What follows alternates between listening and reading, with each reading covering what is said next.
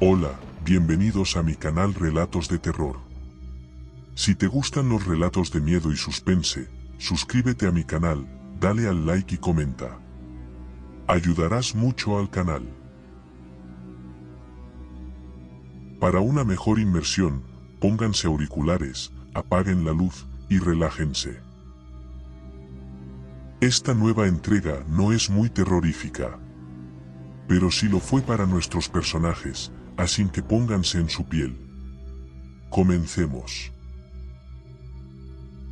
Desde el albor de mi memoria, la vida en nuestra aldea ha sido un tapiz tejido con hilos de trabajo arduo y fe sincera, un lugar anidado en vastos bosques, donde las copas de los árboles parecen rozar el cielo mismo. Mi esposo, con sus manos callosas y su mirada decidida, encontró en estas tierras el espacio para sembrar nuestras esperanzas y cultivar un futuro para nuestros hijos, un legado forjado entre el crujir de hojas secas y el murmullo de riachuelos. Nuestro hogar, una modesta estructura de madera que con los años adquirió la resistencia y el carácter de los robles que la rodean, se ha convertido en el refugio de nuestras almas cansadas al caer la noche. Mis días transcurren al ritmo de las estaciones, cada una trayendo consigo su propia cadencia y sus desafíos. En invierno, la nieve cubre todo con un manto blanco, y el frío se cuela por las rendijas, obligándonos a acercarnos más al fuego que nunca se apaga en nuestro hogar. La primavera trae el deshielo, y con él, el renacer de la tierra. Es entonces cuando mi esposo y los niños toman sus herramientas para domar la tierra que se muestra, fértil y prometedora, bajo el sol renaciente. Criamos a nuestros hijos en la fe de nuestros ancestros, enseñándoles que cada planta, cada animal que nos rodea, es un regalo y una responsabilidad. Ellos aprenden no solo a leer las escrituras, sino también el lenguaje eterno de la naturaleza, ese que habla a través del canto de los pájaros al amanecer y del susurro de las hojas bajo un cielo estrellado. Sin embargo, bajo esta aparente tranquilidad, corrientes de inquietud se mueven en lo profundo. Rumores de tierras más allá de los mares y de hombres que buscan moldear el mundo a su imagen, historias de libertad y cadenas, de guerra y paz, llegan hasta nosotros como ecos distantes de una tormenta que se avecina. Aunque estos relatos a menudo parecen tan lejanos como las estrellas que brillan sobre nosotros, sé que el mundo está cambiando, y con él, inevitablemente, deberá cambiar también nuestro pequeño rincón de existencia. Así vivo yo, entre la tierra y el cielo, anclada a un pasado que me dio vida y enfrentando un futuro incierto que mis hijos deberán navegar. Amanecía sobre nuestra aldea. Samuel, a sus 12 años, ayudaba a su padre a preparar los caballos para el día de trabajo en los campos. A su edad, su responsabilidad y madurez sobrepasaban las expectativas, portando con orgullo la carga de ser el mayor. Aunque su juventud debería haber sido sinónimo de juegos y risas, Samuel conocía bien el significado del esfuerzo y del sudor, aprendiendo a cultivar la tierra y a cuidar del ganado con una diligencia que lo distinguía entre los demás jóvenes de la aldea. Más allá en la casa, la pequeña Eliza, a sus 7 años, jugaba con muñecas de trapo que ella misma me ayudaba a confeccionar. A pesar de su corta edad, sus manos ya mostraban la habilidad de manejar la aguja y el hilo, creando pequeños vestidos con restos de tela que yo le proporcionaba. Su mundo, aunque repleto de fantasías e imaginación, también estaba marcado por las realidades de nuestra vida austera.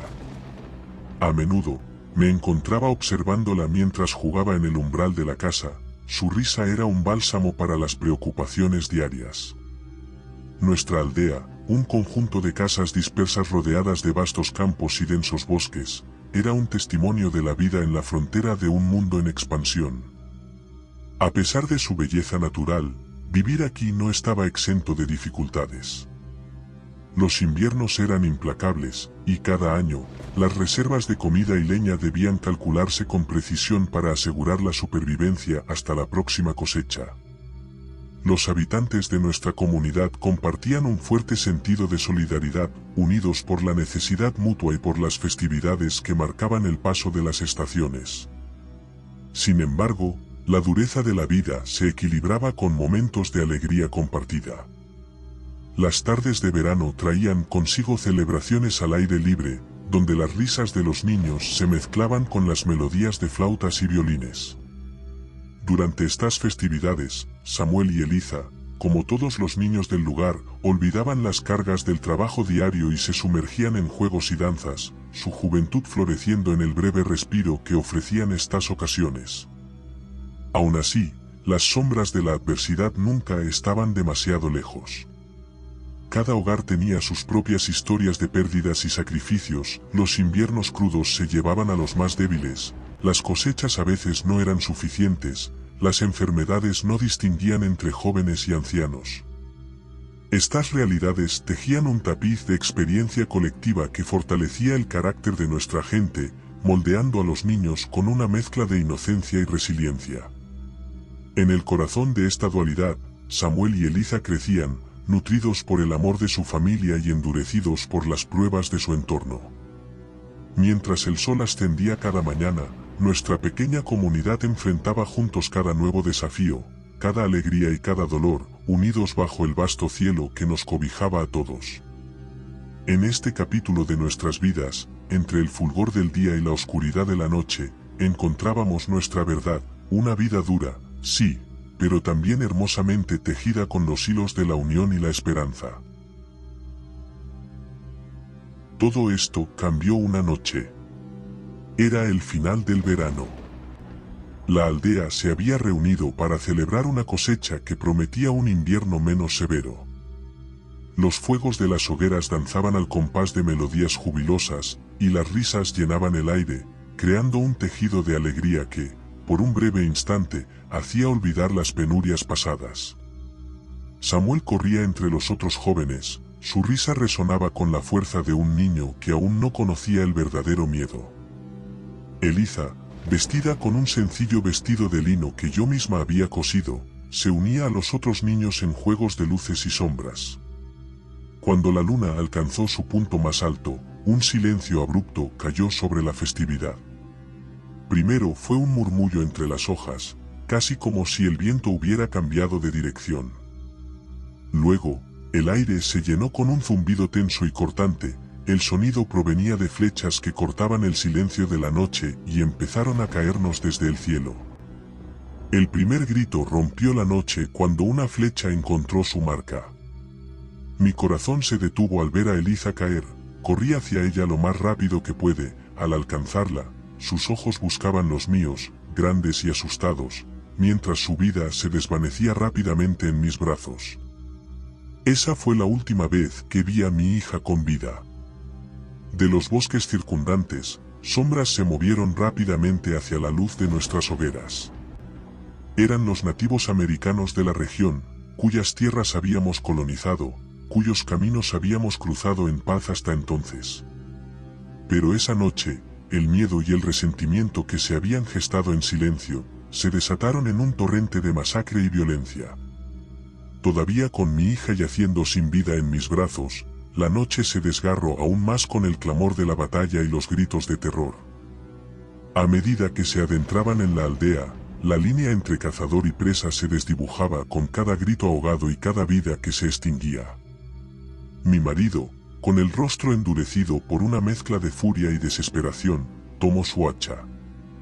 Junto a él, Samuel, quien, a pesar de su juventud, intentaba emular a su padre, empuñaba un palo afilado con sus manos temblorosas marcando la transición forzosa de niño a guerrero. Ellos junto con los hombres de la aldea intentaron frenar el avance de los nativos, pero estos eran expertos en el arte de la guerra, se movían con una agilidad que parecía sobrenatural y sus pasos apenas eran audibles sobre el terreno. Las flechas continuaban volando, cada una portadora de muerte.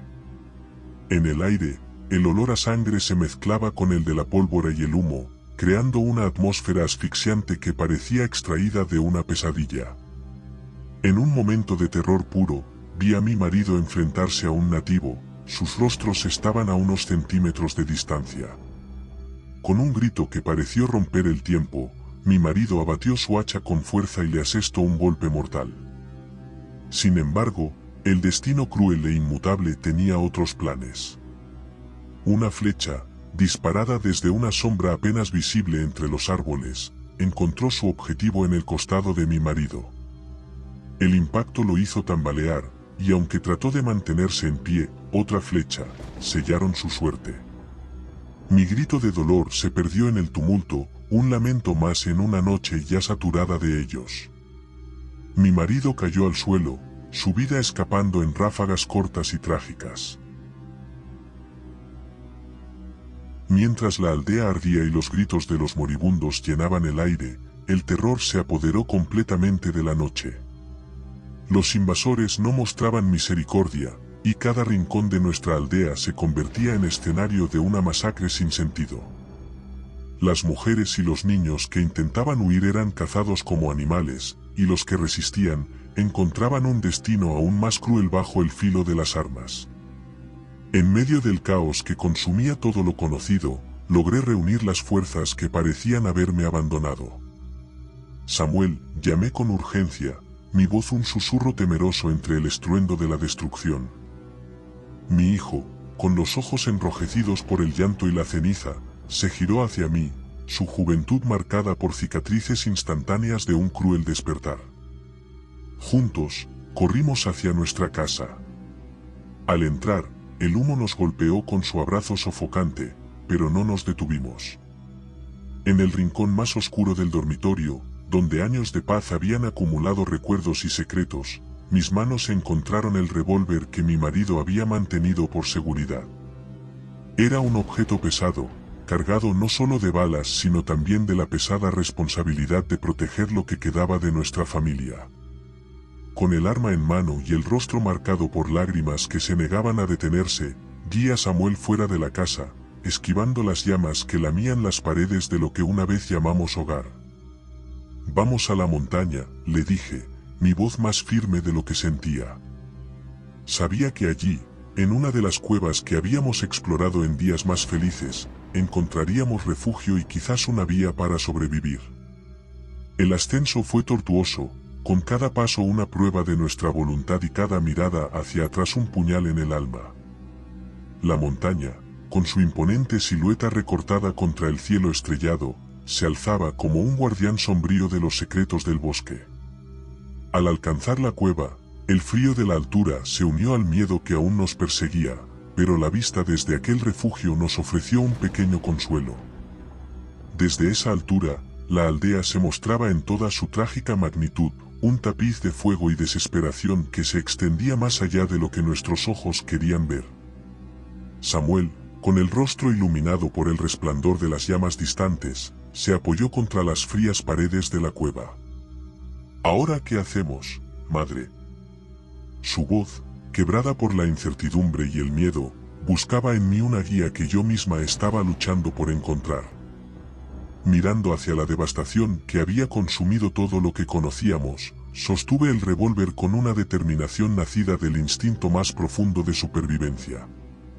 «Ahora, esperamos», respondí, sabiendo que el amanecer traería consigo no solo la luz del día sino también la necesidad de tomar decisiones que podrían definir el resto de nuestras vidas. Desde nuestra cueva, los días se sucedían con una lentitud tortuosa.